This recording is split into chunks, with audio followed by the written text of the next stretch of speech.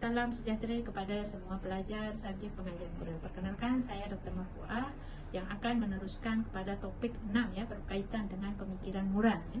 Kalau kita lihat di sini bahawa setiap individu memiliki pemikiran moral yang tidak sama ya, di mana konsep pemikiran ini lebih merujuk pada proses bagaimana cara membina ilmu dan kefahaman yang melibatkan aktiviti mental yang ada dalam otak manusia ya. Semasa berfikir, otak manusia akan bertindak memahami rancangan luar yang diterima melalui deria, membentuk konsep, membuat tafsiran dan tindak balas berdasarkan pengalaman yang sedia ada dalam ingatan ya.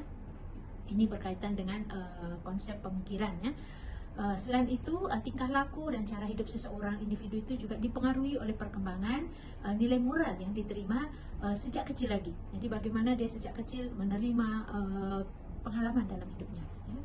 Pemikiran dan juga tingkah laku dipengaruhi oleh didikan ibu bapa atau penjaga, pengaruh rakan sebaya, pengalaman dan juga tahap pendidikan seorang individu ya.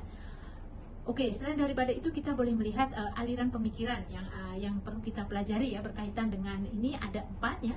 Aliran pemikiran rasionalis, intuisional, naturalisme dan juga emotivism ya. Kita akan jelaskan satu persatu. Yang pertama adalah naturalism.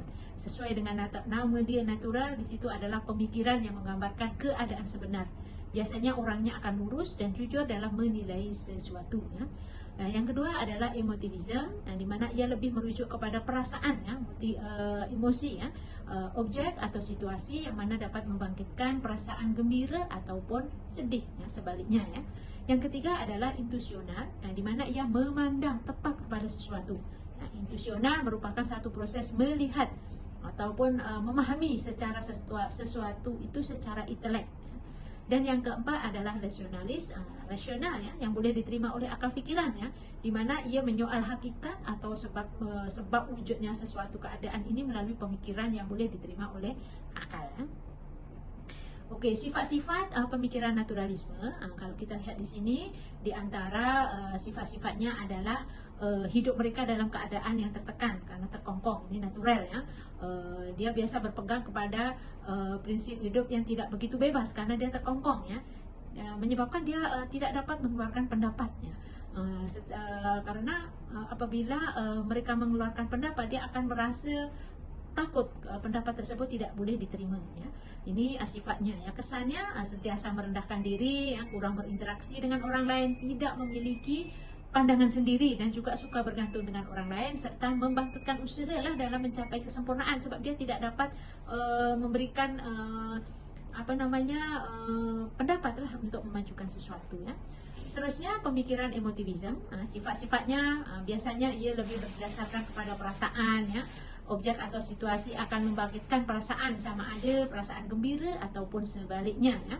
Golongan aliran pemikiran ini agak sensitif ialah karena ia lebih kepada merujuk kepada perasaan ya, emotivism ya. Sedangkan kesannya biasanya ia apabila melakukan tindakan ini adalah mengikut perasaan ataupun emosi seseorang ya, bertindak secara tidak menentu karena dipengaruhi oleh emosi dan juga keadaan semasa ya.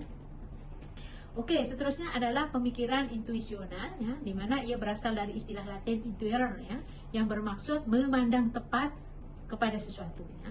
Di mana pemikiran intuisional ini adalah satu proses melihat ataupun memahami sesuatu secara intelektual ya. Bertindak berdasarkan gerak hati, mengikut apa yang tergerak di dalam hati mereka berdasarkan pengalaman ya dan pengetahuan yang telah diperolehi ya. Kesannya biasanya orang yang memiliki pemikiran intuisional ini adalah individu tersebut cepat membuat keputusan ya. Jadi hal ini menyebabkan keputusan dan tindakan yang diambil ini kurang sesuai karena dia terlalu cepat memutuskan sesuatu ya.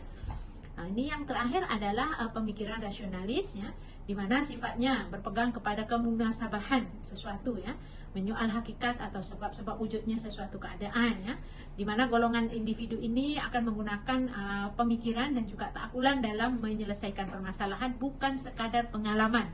Kita kena lihat rasionalis ini selain daripada pemikiran, pengalaman pun juga, tapi tidak sepenuhnya pengalaman saja, tetapi dia akan kaitkan dengan masuk akal ataupun tidak masuk akal ya. Kesannya pemikiran rasionalis ini adalah membuat keputusan dan tindakan secara teliti karena mereka pikirkan dahululah sebelum memutuskan sesuatu ya. Dan akan membentuk individu yang selalu berfikir untuk mencari kemajuan diri melalui satu usaha, kerajinan, ketekunan, dan juga tidak mudah berputus asa ya. Ini adalah pemikiran rasionalis ya. Oke, jadi ini saja yang boleh saya sampaikan berkaitan dengan topik yang keenam. Sekarang soalannya agak-agak Anda semua termasuk dalam golongan pemikiran yang mana satu, sama ada naturalis, intuisional, rasionalis, ataupun yang ketiga tadi, yaitu pemikiran emotivism. Oke, sekian daripada saya. Salam sejahtera dan juga selamat berbahagia kepada kalian semua.